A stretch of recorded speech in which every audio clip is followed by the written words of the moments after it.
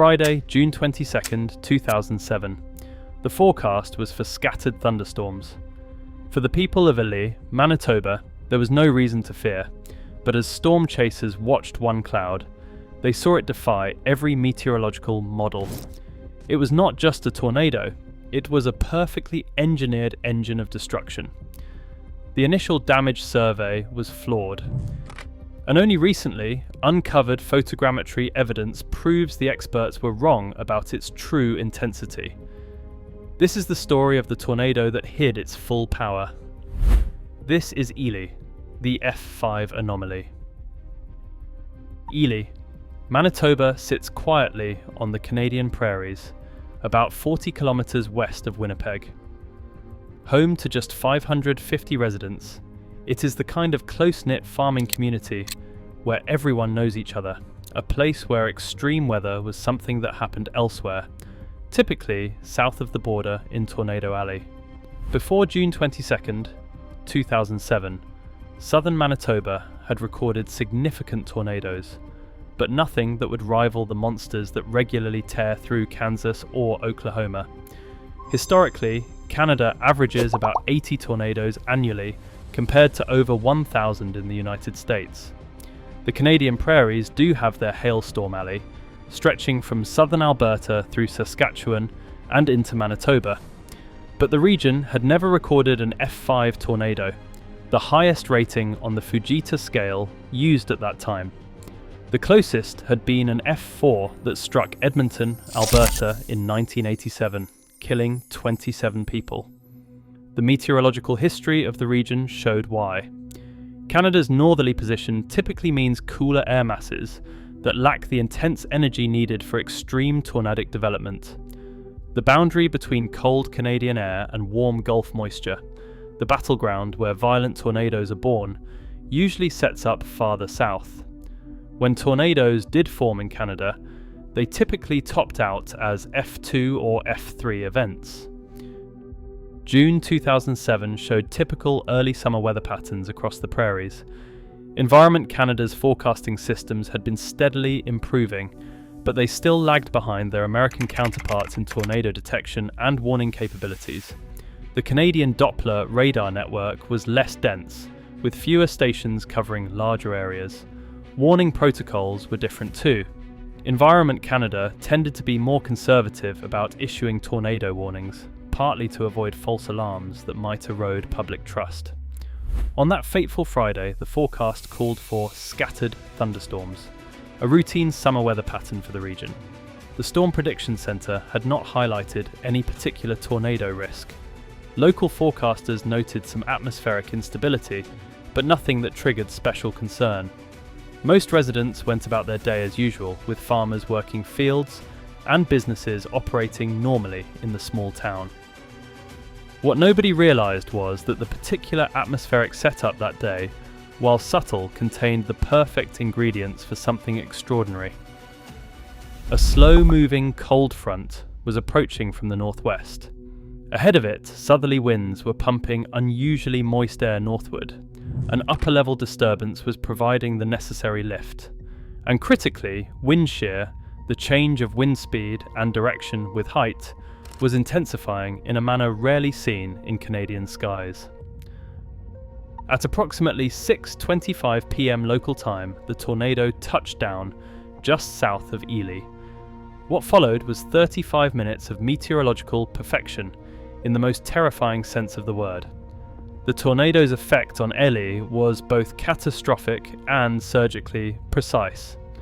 As it intensified rapidly, it carved a path only 300 meters wide, but did so with winds that would later be estimated at over 420 kilometers per hour. Its rotation was so perfect, its structure so textbook, that meteorologists would later study it as one of the most photogenically perfect tornadoes ever documented in North America. The tornado first struck several farm properties on the outskirts of town. The Olson farm became ground zero for the most extreme damage. Their two-story home was not just damaged, it was completely obliterated. The structure was lifted whole from its foundation, carried nearly 75 meters through the air, then disintegrated into thousands of pieces. Nothing larger than small debris remained. The concrete foundation was scoured clean, with plumbing fixtures ripped out and soil eroded around the foundation, classic markers of F5 damage. At another property, a £3,000 farm tractor was picked up and thrown over 70 metres. Steel grain bins, structures designed to withstand prairie winds, were torn from their concrete moorings and mangled beyond recognition. One bin was found nearly 1 kilometre from its original location. The tornado's effect on structures was inconsistent but devastating. While some buildings suffered total destruction, others, just a few hundred metres away, escaped with minimal damage, a testament to the chaotic nature of extreme vortices. A car was picked up and thrown into a second-storey window of a house. Another vehicle was found with straw embedded into its metal body, straw that had become lethal projectiles in the extreme winds. Perhaps most dramatically, an entire house was lifted from its foundation, carried intact through the air, and deposited mostly whole in a field, creating one of the most iconic images of the tornado's aftermath. The occupants, thankfully, were not home at the time. The tornado's physical effects extended beyond structural damage. Fields were scoured of topsoil, with crops not just flattened but completely stripped away. Trees were debarked, their trunks standing like pale skeletons, where lush June foliage had been just minutes before. Power lines were not just knocked down but completely removed, with poles snapped at ground level and wires nowhere to be found. Meteorologically, the tornado exhibited rare characteristics. Its movement was unusually slow, allowing it to inflict prolonged damage in concentrated areas. It maintained a nearly perfect cylindrical shape throughout much of its life cycle, with a clear condensation funnel that reached fully to the ground. Most extraordinary was its rotation, so intense and well-defined that it created a vacuum effect, strong enough to peel asphalt from roads. All of this destruction unfolded in broad daylight under a still bright evening sky, allowing for unprecedented documentation by storm chasers and residents alike. Yet the most remarkable effect of the Elie tornado was what did not happen. Despite F5 intensity in a populated area, not a single person died or suffered serious injury. The tornado's slow forward speed, combined with its visibility and the relatively sparse population of the area it struck, created a scenario where everyone in its path had time to take shelter or evacuate. Justin Hobson, the storm chaser who captured the now famous video footage, recalled that it looked like something out of a movie. He said he had chased storms all across North America, but had never seen anything like this. The rotation was perfect, he said. Too perfect. His video would later become crucial evidence in determining the tornado's true intensity. His real-time narration captured the awe and terror as the event unfolded. Oh my god, look at that thing. It's going to be a violent tornado. This is going to be bad, really bad. Local resident Mary Schneider described watching the tornado approach her family farm. She said the sky turned this strange greenish black. "We have lived here 40 years and never seen anything like it," she said. Her husband was watching from the window and suddenly yelled for them to get to the basement. The roar was like 10 freight trains, she said. The Schneider family barely made it to their basement before their two-storey home was torn apart above them. Mary said the pressure was so intense her ears felt like they would explode. Provincial highway worker Tom Barnett was driving near Elie when he spotted the tornado forming. He remembered, "We could hear everything being ripped away above us. When it passed and we came up the stairs, we were looking at the sky. Everything above the foundation was just gone." At first it was just a funnel cloud, he recalled, and we see those sometimes, but then it touched down and started getting bigger. I pulled over and started filming with my phone. It was beautiful and terrifying at the same time. Barnett described the surreal experience of watching from what he thought was a safe distance. The thing moved so slowly you felt like you could outrun it. but then you would see it pick up something huge, a shed or a car, and throw it like it was nothing, and you realised how powerful it was. Local meteorologist Jason Mitchell was off duty that day, but received calls from colleagues about the developing situation. He said the reports coming in did not match anything in our forecast models. Someone reported rotation on radar, but our protocols at the time did not trigger an automatic warning. By the time we realised what was happening, it was already on the ground. Farmer Bill Wilson described watching his neighbour Dave's house get destroyed. Dave's place just disappeared. 1 minute it was there, the next it was gone. Not damaged, gone. I've never seen anything destroy something so completely. And the crazy thing was, my place just 400 metres away barely got a scratch. Local pilot Sandra Mueller was flying her small plane about 30 kilometres away when she spotted the supercell. From the air, you could see this massive rotating storm. I radioed it in because it was clearly not a normal thunderstorm. It had this perfect structure with a flanking line and this powerful updraft. I've studied meteorology, and this was textbook supercell structure, just perfect in every way. Retired meteorologist Alan Crawford, who happened to be visiting family in Elie that day, said in 30 years of studying severe weather, he had never seen a tornado form and intensify so rapidly. What was most unusual was how it maintained such perfect structure while moving so slowly. Most violent tornadoes are rain-wrapped and chaotic. This one was like a laboratory demonstration, visible, persistent, and catastrophically powerful. As the tornado dissipated around 7 p.m, the immediate response began. With phone lines down in parts of the affected area, some residents drove to neighbouring towns to report the disaster.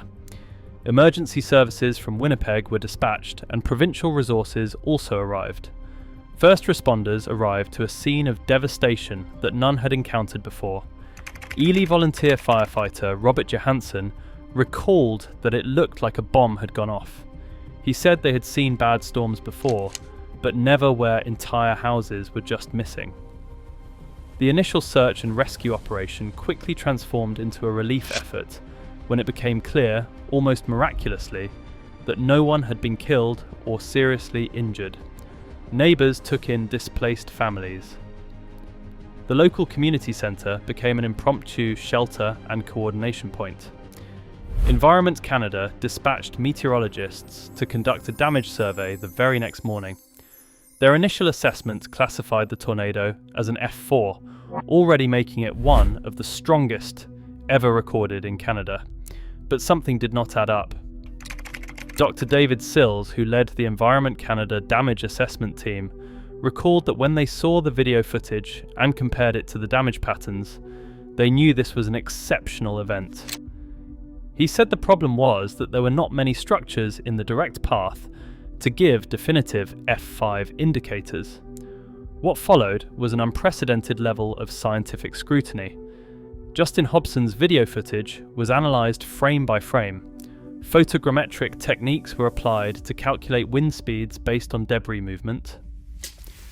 International tornado experts were consulted. Within a week, Environment Canada made a historic announcement. The Elie tornado was being upgraded to F5 status, the first and only F5 tornado ever recorded in Canada. The estimated maximum wind speeds were raised to between 420 and 510 kilometers per hour, among the highest ever reliably documented anywhere in the world. The media response was immediate and intense. International news outlets covered the story.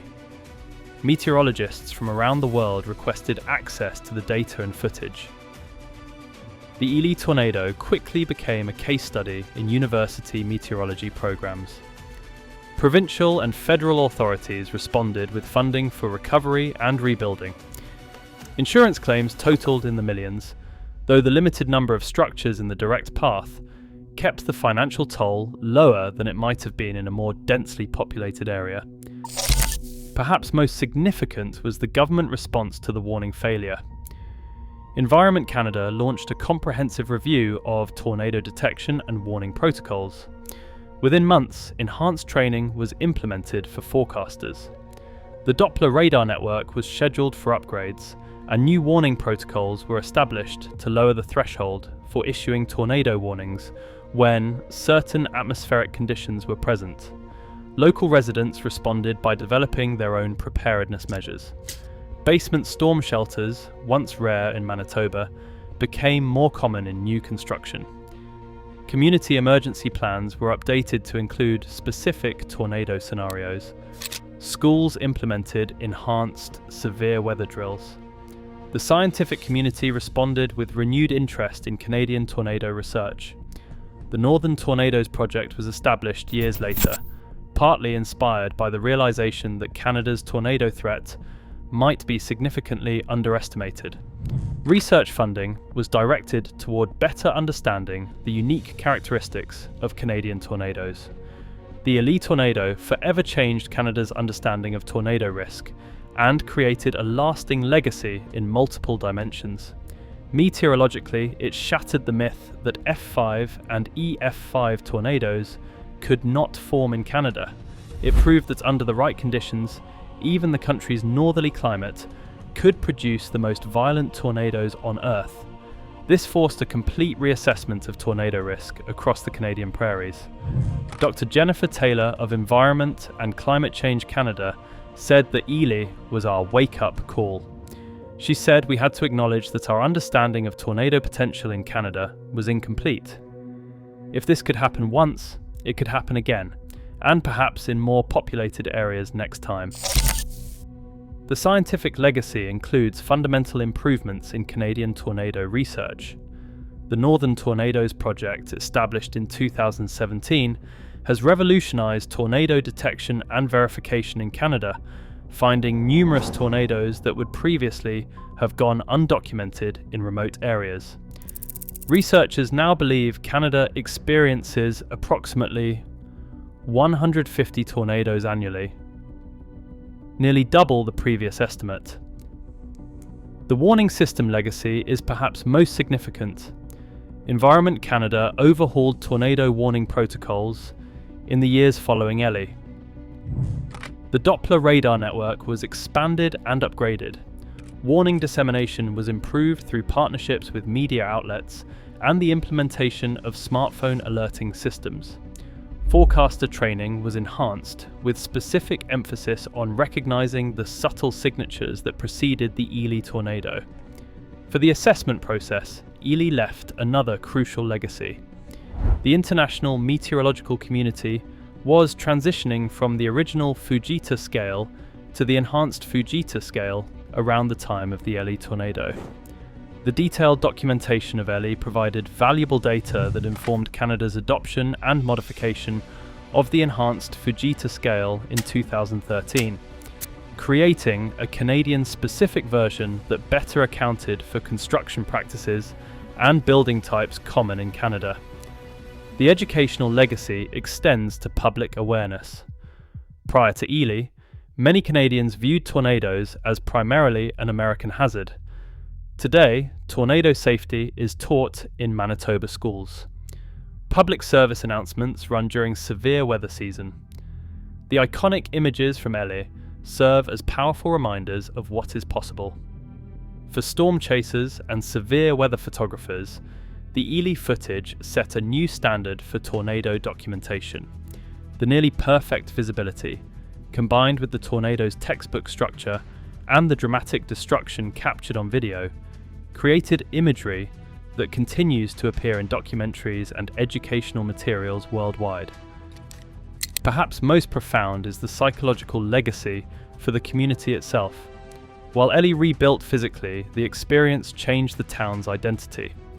A small monument commemorating the tornado was erected in 2017 on the 10th anniversary. Local residents still mark the date each year with informal gatherings to share their stories.